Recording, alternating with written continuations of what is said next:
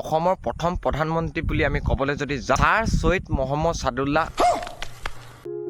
নমস্কাৰ, মোৰ ইউটিউব চেনেলৰ প্ৰিয় দৰ্শকসকল, আপোনালোকক স্বাগতম জনাইছোঁ আকৌ এটা নতুন ভিডিঅ'লৈ।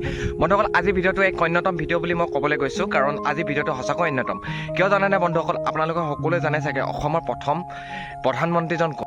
বন্ধুসকল, এই প্ৰশ্ন যেতিয়া মোৰ যাকে সোধোঁ, তেতিয়া মই এই প্ৰশ্নটো কোনোবা এজন ব্যক্তিক সোধোঁ, তেতিয়া মোক এই প্ৰশ্নটো সোধাৰ লগে লগে তেওঁ হাঁহি দিয়ে, ধেত অসমৰ প্ৰধানমন্ত্ৰী থাকে নেকি? মই কওঁ অসমৰ প্ৰধানমন্ত্ৰী আছিলে। বন্ধুসকল, 1935 চনৰ ভাৰতৰ আইন ইণ্ডিয়ান এক্ট 1935 অনুসৰি 1937 চনত ভাৰতৰ 11খন ইংৰাজ শাসিত প্ৰদেশত আইনসভা আৰু দায়িত্বশীল মন্ত্ৰীসভা গঠন হয়, আৰু সেই সময়ত প্ৰাদেশিক মন্ত্ৰীসভাৰ প্ৰধানজনক প্ৰধানমন্ত্ৰী বোলা হৈছিল। সেই মৰ্মে অসমৰ প্ৰথম প্ৰধানমন্ত্ৰী হয় ছৈয়দ মহম্মদ ছাদুল্লাহ, আৰু সেই সময়ত কেন্দ্ৰীয় শাসন ব্যৱস্থাৰ প্ৰধান ভাইচৰয়।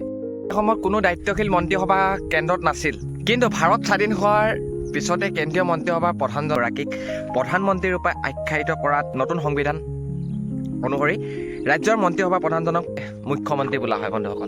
বন্ধুসকল, এইখিনিতে মই এটা কথা বুজাই দিওঁ, যেতিয়া আমাৰ 1947 চনৰ 15 আগষ্টত আমাৰ ভাৰতবৰ্ষ স্বাধীন হয়, সেই স্বাধীন হোৱাৰ আগত ব্ৰিটিছসকলে ৰাজত্ব কৰি আছিলে আমাৰ ভাৰতবৰ্ষত।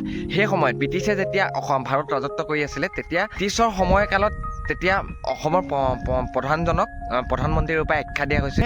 1947 চনৰ পিছতে অসমত মুখ্যমন্ত্ৰী হিচাপে জনা যায়। বন্ধুসকল, কিছু লোকক সোধা হয় যে অসমৰ প্ৰধানমন্ত্ৰী কোন আছিলে বুলি যেতিয়া প্ৰশ্ন এটা সোধে, তেতিয়া বহুতে হাঁহে, অসমৰ প্ৰধানমন্ত্ৰী নাথাকে, অসমৰ মুখ্যমন্ত্ৰী থাকে। হয় বন্ধুসকল, সেইটো আমিও গম পাইছোঁ, অসমৰ বৰ্তমান সময়ত অসমত মুখ্যমন্ত্ৰী, কিন্তু অসমত প্ৰধানমন্ত্ৰীও যে আছিলে সেই বিষয়ে মই ভিডিঅ'টো প্ৰস্তুত কৰিছোঁ। অসমৰ প্ৰথম প্ৰধানমন্ত্ৰী বুলি আমি ক'বলৈ যদি যাওঁ, তেন্তে আমি ক'ম ছাৰ ছৈয়দ মহম্মদ ছাদুল্লাহ অসমৰ প্ৰথম প্ৰধানমন্ত্ৰী আছিল। তেওঁ 1937 চনৰ 1 এপ্ৰিলৰ পৰা 21 আগষ্ট তাৰিখলৈ তেওঁ অসমৰ প্ৰধানমন্ত্ৰী ৰূপে আছিল। বন্ধুসকল, তাৰপিছত আমাৰ প্ৰধানমন্ত্ৰী ৰূপে হ'ল অসমৰ গোপীনাথ বৰদলৈ।